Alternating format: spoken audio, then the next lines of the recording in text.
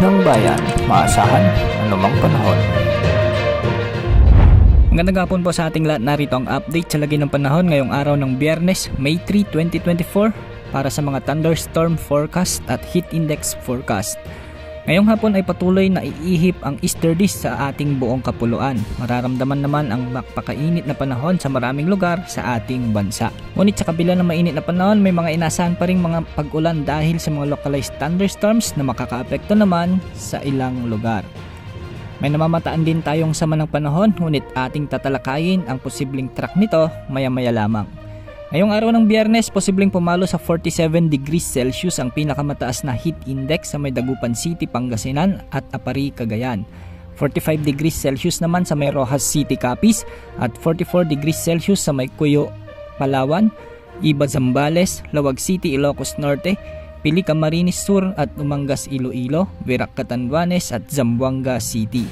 Posible ring umabot sa 43 degrees Celsius sa may Bacnotan, La Union, Tuguegarao City, Cagayan, Kasiguran, Aurora, San Jose Occidental, Mindoro, Puerto Princesa City, Palawan at Aborlan, Palawan.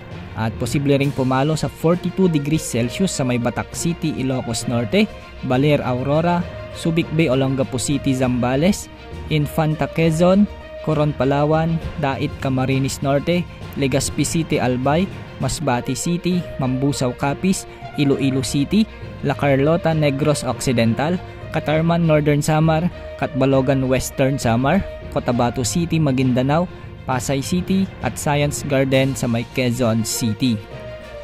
Samantala, may namamataan naman tayong isang potensyal na sama ng panahon na mabuo sa karagatang Pasipiko at posibleng lumapit sa ating bansa. Ayon sa outlook o wind simulation mula sa GFS model, posibleng mamuo ang sama ng panahon na ito sa may silangan ng Mindanao na nakapaloob sa Intertropical Convergence Zone sa mga susunod na araw.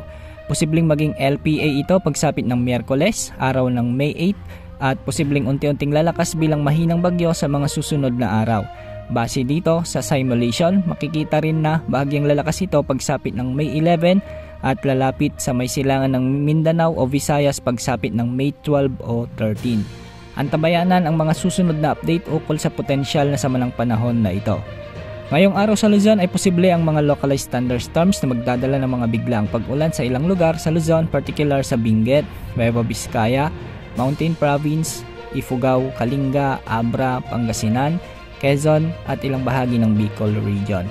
Samantala sa bahagi ng Visayas at Mindanao ay magpapatuloy naman ang bahagyang maulap hanggang sa maulap na kalangitan, ngunit posible pa rin ang mga isolated rains sa ilang lugar.